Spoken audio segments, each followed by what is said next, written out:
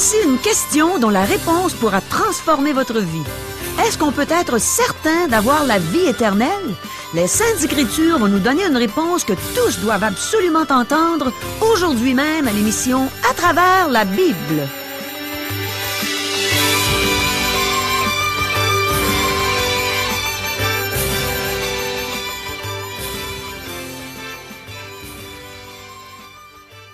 Chers auditeurs, pour en savoir davantage sur le contenu de cette émission, vous pouvez contacter en tout temps Radio Espoir via Internet à www.radioespoir.ca ou par téléphone, sans frais, au 1-877-l'Espoir, 1-877-537-7647. Bonjour, ici Caro. Oh, mes amis, je vous encourage à bien écouter les réponses qu'on va recevoir de la parole de Dieu aujourd'hui. Je pourrais dire, pour vous qui n'avez pas encore une relation personnelle avec le Seigneur Jésus, que c'est une question de vie ou de mort. Alors voici les questions qu'on va poser au grand livre de Dieu. Est-ce qu'une personne peut dire qu'elle était morte avant d'être sauvée? Est-ce qu'on peut savoir avec certitude qu'on est sauvé? Qu'est-ce qu'une grâce? Puisque la foi est un don de Dieu, est-ce qu'une personne qui ne l'a pas reçue peut être blâmée de ne pas croire? Comment est-ce qu'on peut recevoir la foi? Comment est-ce qu'on peut obtenir le salut? Dans quel état spirituel les hommes sont-ils quand ils sont perdus? Est-ce que tous les croyants sont sur le même pied d'égalité devant Dieu? Est-ce qu'on peut être certain d'avoir la vie éternelle? Demeurez avec nous. Le Seigneur va nous enseigner la vérité, sa parole, par la bouche du pasteur Régent Joly dans quelques instants. Mais premièrement, prions. Seigneur mon Dieu, c'est tellement bon de venir dans ta présence, confiant que c'est toi qui vas nous enseigner par la bouche de ton serviteur une fois de plus aujourd'hui. Touche nos cœurs par ta parole, Seigneur. Transforme nos vies pour qu'on serve vraiment à ta gloire à chaque instant, à chaque jour, mon Dieu. Amen. À toi, Régent. Merci, Caro. Chers amis, à la dernière émission, nous avons vu ce qu'était la séparation du monde. Ce n'est pas simplement de se vêtir d'une façon décente et d'éviter de pratiquer certains péchés grossiers, mais c'est de vivre pour Dieu tous les jours, même au travail. C'est aussi rejeter des péchés tels l'amertume, la jalousie, la haine. Ces péchés cachés dans notre cœur sont aussi grossiers que les meurtres, le vol et le péché sexuel aux yeux de Dieu. Nous avons vu aussi qu'il est possible de pécher par procuration. Je m'explique. Nous ne commettons pas certains péchés volontairement, mais nous prenons plaisir à regarder des films ou des émissions de télé dans lesquelles ces péchés sont commis.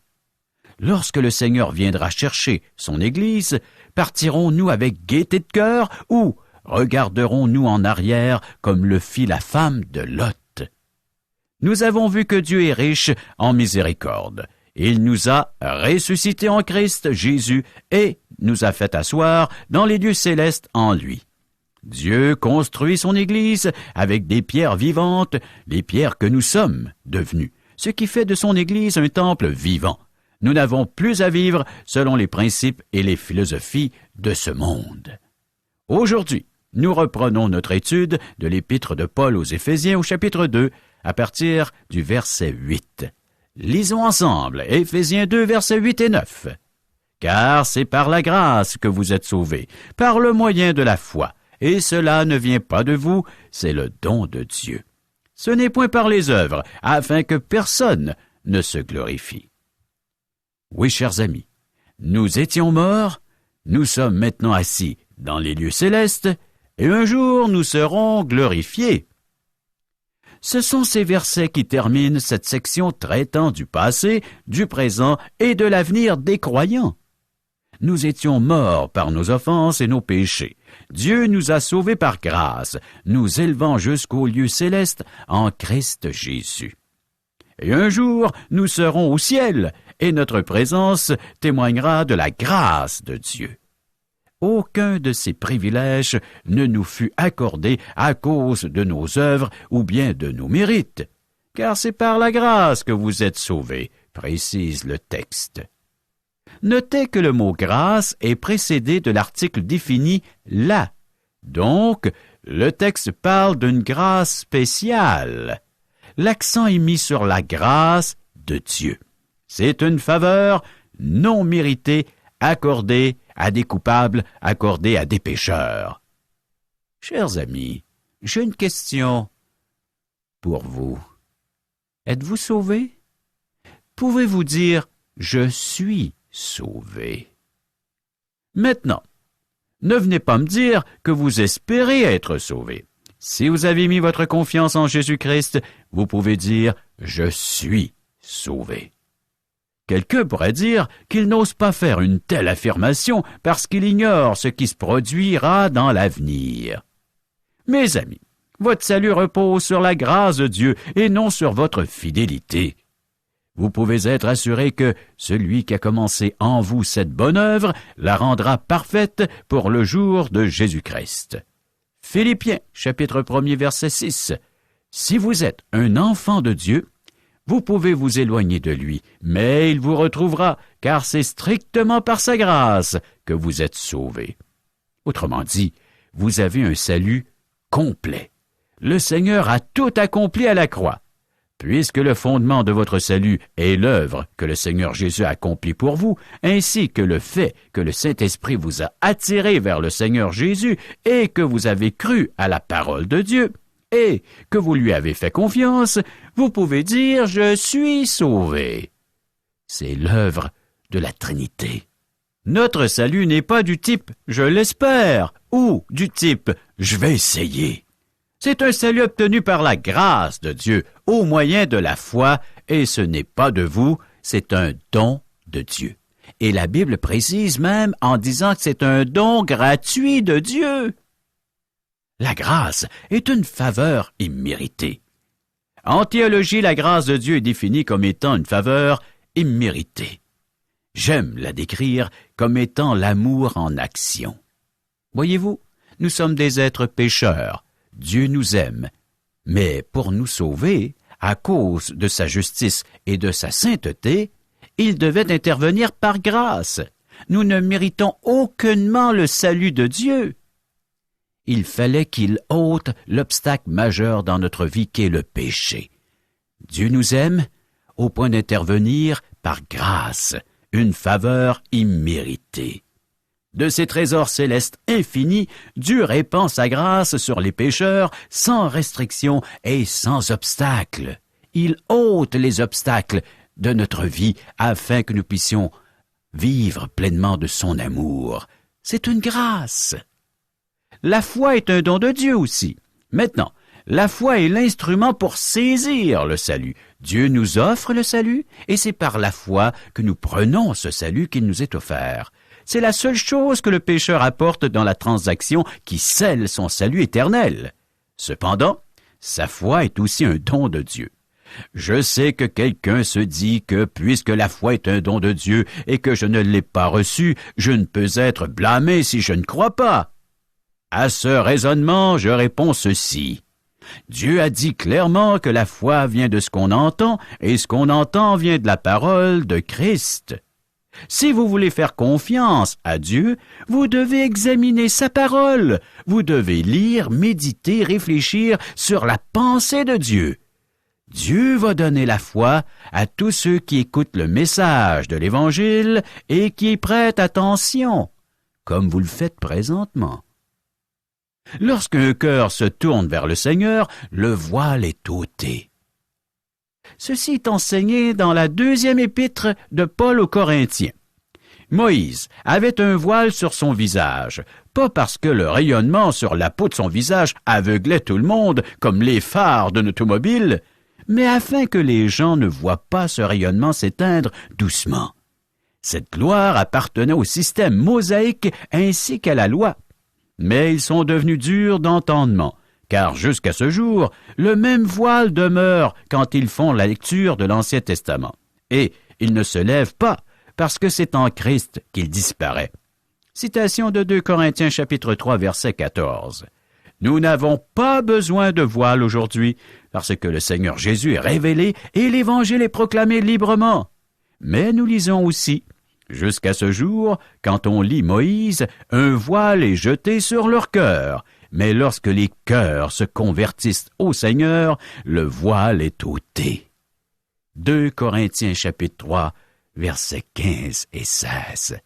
La grâce ôte les obstacles et nous permet de croire en Jésus-Christ. Lorsqu'un cœur se tourne vers le Seigneur, le voile est ôté. Aussitôt que vous êtes prêt à venir au Seigneur, vous pouvez le faire. Vous pouvez le faire maintenant. Quelqu'un peut soulever une objection. Il est possible que je n'ai pas eu le don de la foi. En fait, ce n'est pas cela le vrai problème. En réalité, vous ne voulez pas abandonner votre péché que la Bible condamne.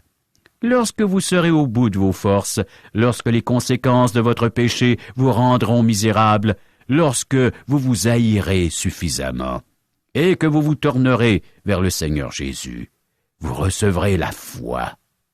Vous pouvez faire confiance maintenant à Dieu. Le véritable problème est le péché du cœur. Oui, chers amis, je suis fatigué des gens qui affirment qu'ils ne croient pas à cause des difficultés avec la Bible. Ils ne peuvent résoudre le conflit apparent entre la Bible et la science, ou encore ils ont de la difficulté avec certaines doctrines difficiles au sujet desquelles les théologiens eux-mêmes sont divisés. En fait, ces gens ont des problèmes moraux et non des problèmes intellectuels avec la Bible. Le véritable problème est le péché de leur cœur. De nombreux chrétiens n'éprouvent plus la joie de leur salut pour cette raison. Les psychologues affirment que de nombreux problèmes de santé mentale sont dus à la culpabilité. Les gens se préoccupent des erreurs du passé plutôt que de se tourner vers le Seigneur Jésus et de mettre leur confiance en lui. Le salut et la puissance salvatrice se trouvent en Jésus-Christ. La foi est le moyen par lequel nous obtenons notre salut. C.H. Spurgeon, un prédicateur anglais de la fin du 19e siècle, a dit « Ce n'est pas ta joie dans le Seigneur Jésus qui te sauve, c'est le Seigneur Jésus lui-même. Ce n'est pas ton espoir en Christ qui te sauve, c'est le Seigneur Jésus lui-même. Ce n'est pas la foi en Jésus-Christ, quoi qu'elle soit l'instrument du salut. Ce sont le sang et les mérites de Jésus-Christ qui te sauvent. Le salut et la puissance salvatrice se trouvent en Jésus-Christ seul. » Paul ne parle pas de la foi lorsqu'il dit « Et cela ne vient pas de vous ». Il parle du salut. Notre salut est un don afin que nous n'ayons pas de raison de nous vanter, de se péter les bretelles. Connaissez l'expression? Tout vient de Dieu, pas de nous. C'est un cadeau de Dieu. Verset 10 d'Éphésiens chapitre 2. Car nous sommes son ouvrage, ayant été créés en Jésus-Christ, pour de bonnes œuvres, que Dieu a préparées d'avance, afin que nous les pratiquions. Le corps des croyants est l'œuvre et la création du Seigneur Jésus, car nous sommes son ouvrage. Le mot grec traduit ouvrage est poema, duquel nous tirons le mot poème. L'Église est le poème et la nouvelle création du Seigneur Jésus. Paul parle de l'Église universelle, formée de tous les véritables croyants depuis la Pentecôte jusqu'à l'enlèvement de l'Église. Paul ne parle pas d'une assemblée locale. Ce corps de croyants est l'œuvre et la création du Seigneur Jésus. C'est son ouvrage. Pourquoi avons-nous été créés? Afin de pratiquer de bonnes œuvres. Dans la dernière partie de cet épître, nous verrons comment marcher d'une manière acceptable aux yeux de Dieu. Alors que nous sommes assis dans les lieux célestes en Christ Jésus, nous devons marcher sur terre de façon à glorifier notre Dieu. C'est ici que nous terminons la section qui traite du matériel pour construire le temple, des pierres vivantes, des chrétiens régénérés par l'Esprit de Dieu. Maintenant, dans cette nouvelle section qui débute au verset 11, nous verrons la méthode de construction du temple vivant. Versets 11 et 12 du 2e chapitre de l'Épître de Paul aux Éphésiens. C'est pourquoi, vous autrefois païens dans la chair, appelés incirconcis par ceux qu'on appelle circoncis et qui le sont en la chair par la main de l'homme, Souvenez-vous que vous étiez en ce temps-là sans Christ, privés du droit de cité en Israël, étrangers aux alliances de la promesse, sans espérance et sans Dieu dans le monde. L'Église d'Éphèse était surtout formée de païens convertis. Il n'y avait qu'une petite colonie de Juifs à Éphèse. Les païens sont appelés les incirconcis. Ce sont les Juifs circoncis qui leur ont probablement collé cette étiquette.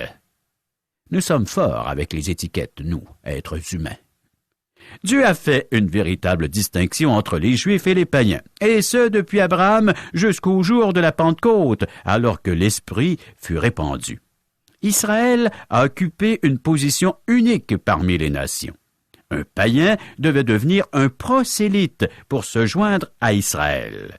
Au cours du temps, Israël sombra dans l'orgueil et cela provoqua des disputes avec les autres peuples. Les Israélites en vinrent à regarder les autres peuples de haut, et cela suscita de la haine entre Israël et les peuples environnants. Ces versets décrivent l'état spirituel lamentable des païens, et cette description s'applique à n'importe quel individu non sauvé. Voici ce que c'est d'être perdu. Soyez attentifs. Je vous décris maintenant l'état spirituel des hommes perdus. Premièrement, le texte précise « sans Christ ». C'est la meilleure définition d'un homme perdu. C'est le contraire d'être en Jésus-Christ et le fait d'être sauvé. Deuxièmement, privé du droit de cité en Israël. Ceci est une bonne définition d'un païen à cette époque. Les païens n'avaient pas de religion donnée par Dieu. Ils ne pouvaient pas réclamer les promesses de Dieu faites à Israël dans l'Ancien Testament. Nous non plus. Nous n'avons pas un tel droit. Troisièmement, étrangers aux alliances de la promesse. Dieu avait fait certaines promesses à la nation d'Israël.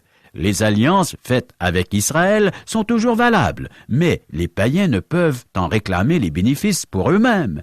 Dieu a promis le pays d'Israël aux enfants d'Israël.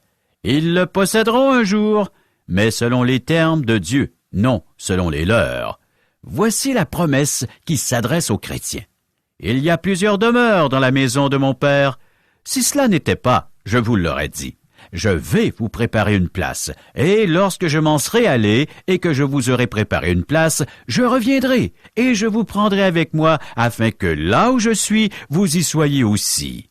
L'Évangile selon Jean chapitre 14, versets 2 et 3. Quatrièmement, l'état spirituel d'un homme perdu, sans espérance. Regardez les religions du monde. Elles n'offrent pas d'espoir, elles ne promettent pas de résurrection, et elles sont vagues au sujet de l'au-delà. Les sectes n'offrent pas d'espoir. Ils demandent aux membres de porter des fardeaux lourds. Ils imposent des lois et des rituels. Les païens n'avaient pas d'espoir, et c'est le cas de l'homme contemporain. Si les jouissances terrestres, les plaisirs et les divertissements nous échappent et que nous sommes sans Christ, nous sommes vraiment sans espoir. Nous n'en avons même pas un terrestre. Cinquièmement, sans Dieu dans le monde. Cela ne veut pas dire que Dieu s'est éloigné de l'homme, mais que l'homme se tient loin de Dieu. Un impie l'est parce qu'il a choisi de l'être. Il est dans les ténèbres, errant avec le reste de l'humanité perdue. Il ne faut pas s'étonner que les gens fuient la réalité dans l'alcool, la drogue et les divertissements. Que peut faire d'autre un incroyant? Le seul espoir de l'impie est de profiter le plus possible des plaisirs de ce monde. Paul décrit un état spirituel vraiment lamentable. Mais observez ce qui s'est produit. Verset 13 d'Éphésiens 2. Mais maintenant, en Jésus-Christ, vous qui étiez jadis éloignés, vous avez été rapprochés par le sang de Christ. Dans le temple, la cour des païens était la plus éloignée de toutes. Les païens pouvaient venir au temple, mais ils devaient se tenir loin, même très loin. Mais maintenant, il n'en est plus ainsi pour les païens en Christ Jésus. Tout est changé. Ils ont été rapprochés, mais pas selon leurs mérites ou leurs œuvres, mais par le sang précieux du Seigneur Jésus. Versets 14 à 17. Car il est notre paix, lui qui des deux n'en a fait qu'un, et qui a renversé le mur de séparation, l'inimitié, ayant anéanti par sa chair la loi des ordonnances dans ses prescriptions. Il a voulu créer en lui-même avec les deux un seul homme nouveau, en établissant la paix, et les réconcilier avec Dieu, l'un et l'autre, en un seul corps par la croix, en détruisant par elle l'inimitié. Il est venu annoncer la paix à vous qui étiez loin et la paix à ceux qui étaient près. Oui, chers amis, tous les croyants sont sur le même pied d'égalité devant Dieu. Lorsque vous venez au Seigneur Jésus, vous n'êtes pas seulement incorporé à l'Église, qui est son corps, mais vous vous tenez devant Dieu sur le même pied d'égalité que tous les autres chrétiens. Aujourd'hui, il ne devrait pas y avoir de critères de séparation entre les croyants. Nous fûmes tous faits un en Christ Jésus. Si vous êtes un croyant en Christ Jésus, qu'importe qui vous êtes, nous passerons l'éternité ensemble. Ce ne serait pas une mauvaise chose si nous nous parlions de temps à autre ici sur terre. Qu'en pensez-vous? Avez-vous l'assurance d'avoir la vie éternelle? Je vous ai écrit ces choses afin que vous sachiez que vous avez la vie éternelle, vous qui croyez au nom du Fils de Dieu. 1 Jean chapitre 5, verset 13. C'est l'évangéliste Jean qui a écrit ces mots, mais il s'applique à l'ensemble des Écritures. En effet, il n'y a qu'un seul évangile, un seul message, un seul moyen d'être sauvé. Dieu veut que vous sachiez que vous êtes sauvés. Dieu veut que vous ayez l'assurance de votre salut. C'est pourquoi il nous a donné et laissé sa parole. Chers amis, avez-vous l'assurance que vous serez au ciel un jour? L'Esprit vous a-t-il donné une telle assurance? Seul l'Esprit de Dieu peut nous faire comprendre les Écritures. C'est ce que nous appelons l'illumination de l'Esprit. Mais, comme il est écrit, ce sont des choses que l'œil n'a point vues, que l'oreille n'a point entendues, et qui ne sont point montées au cœur de l'homme, des choses que Dieu a préparées pour ceux qui l'aiment. Dieu nous les a révélées par l'Esprit. Car l'Esprit sonde tout, même les profondeurs de Dieu. Citation de 1 Corinthiens chapitre 2, versets 9 et 10. Chers amis, si vous n'êtes pas certains d'aller au ciel, je vous encourage à lire la Bible et à demander à Dieu de vous éclairer par son esprit alors que vous le faites. Demandez-lui de vous donner l'assurance que vos péchés sont pardonnés et que vous avez la vie éternelle. Jean l'a dit clairement, nous pouvons savoir que nous avons la vie éternelle. Commencez par la lecture de l'Évangile selon Jean, si vous n'avez jamais lu la Bible, et vous y trouverez un message de réconfort, un message de consolation, un Dieu qui se manifeste au moment présent, car l'Évangile de Jean est composé de ce « Je suis », en rapport avec l'œuvre de Jésus. Je suis le pain de vie, je suis la résurrection, je suis le chemin, la vie, je suis la vérité, je suis celui que tu as besoin présentement, maintenant. Implore-le. Faites appel à celui qui se révèle, à celui qui est prêt à se manifester maintenant dans ta vie comme ton Sauveur et le Seigneur de ton existence. Le Seigneur se fait connaître, le Seigneur agit, et il voudrait bien agir dans ta vie. Ne demeure pas avec toutes ces incertitudes concernant ton péché et ton éternité. Va vers lui. Il est prêt à te donner l'assurance, à te donner la certitude que tous tes péchés sont pardonnés et que tu auras une place pour l'éternité avec lui en sa présence. Chers amis, préparons-nous pour la prochaine émission en lisant Éphésiens, chapitre 2, les versets 14 à 22. Merci beaucoup, Régent. Quand tu as mentionné que notre salut n'est pas du type « je l'espère » ou du type « je vais essayer », eh bien, je suis devenue toute triste parce que ça m'a rappelé un homme à qui j'ai présenté l'Évangile il y a plusieurs années. Un jour, cet homme est allé devant l'Assemblée pour dire qu'il acceptait Jésus comme sauveur. Et à ce moment-là, il était en instance de divorce et quelque temps après, le divorce a bel et bien eu lieu. Et puisque c'était sa femme qui vivait dans l'adultère, quelques années plus tard, il a marié une chrétienne qui, elle aussi, avait été divorcée, son ancien mari ayant vécu lui aussi dans l'adultère. Et pas longtemps après leur mariage, l'homme dont je vous ai parlé s'est éloigné de Dieu, blâmant des personnes avec qui il avait eu des conflits non réglés. Et finalement, il est retombé dans ses anciens péchés, ce qui fait souffrir sa femme énormément aujourd'hui. Et quand on lui demande pourquoi il a permis que de simples conflits l'éloignent de Dieu, il n'a pas de réponse pour nous. Mais il dit maintenant qu'il n'avait pas réellement reçu le salut en plaçant sa confiance en Jésus. Il voulait simplement essayer pour voir si ça réglerait ses problèmes. Comme Régent l'a mentionné, cet homme est du type « je vais essayer ». Je vois cet homme de temps en temps puisqu'il est marié à une chrétienne. Et nous prions pour lui afin qu'il en vienne à placer sa confiance en Jésus seul pour recevoir le salut que Dieu veut tellement lui donner. Comme Régent l'a dit aujourd'hui, la foi est le moyen par lequel nous obtenons notre salut. Mon ami, tu es peut-être comme l'homme que je viens de mentionner. Tu as peut-être essayé d'adhérer à un organisme quelconque afin d'avoir une solution pour des problèmes de cœur ou des problèmes de finances ou des problèmes de drogue ou d'alcool. J'avais de tels problèmes avant de recevoir Jésus comme Sauveur et Seigneur. Mais quand le moment est venu de recevoir le salut, je n'ai pas pensé à mon besoin d'être libéré de ces choses. J'ai simplement réalisé que le seul moyen d'aller au ciel, quand je quitterai cette terre, c'est de reconnaître que j'étais une pécheresse perdue. J'ai finalement compris que c'était pour moi personnellement que Jésus avait souffert, qu'il était mort sur une croix. J'ai réalisé que c'était son amour pour moi, qu'il l'avait retenu sur cette croix afin qu'il puisse expier tous mes péchés. Et par la suite, mes problèmes de drogue se sont réglés par la grâce de Dieu.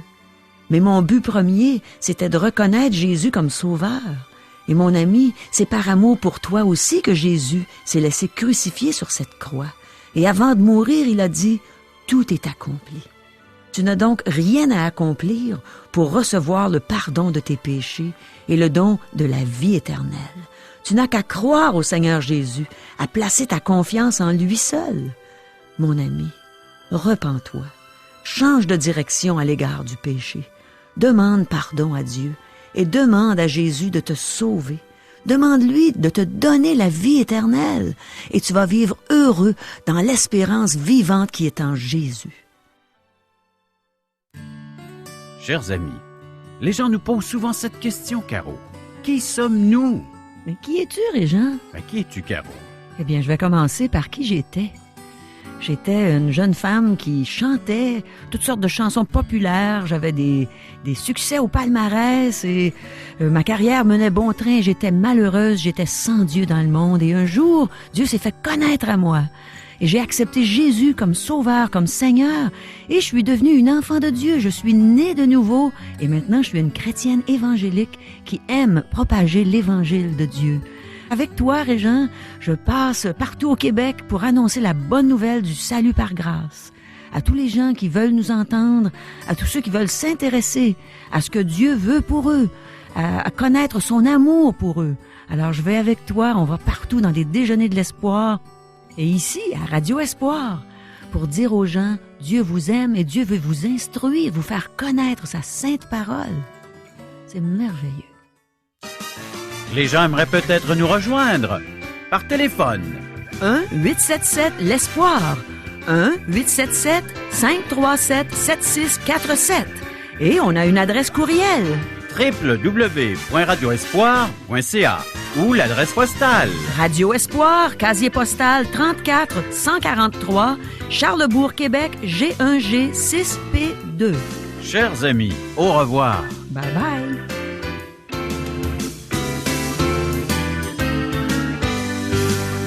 Cette émission vous a été présentée par Radio Espoir.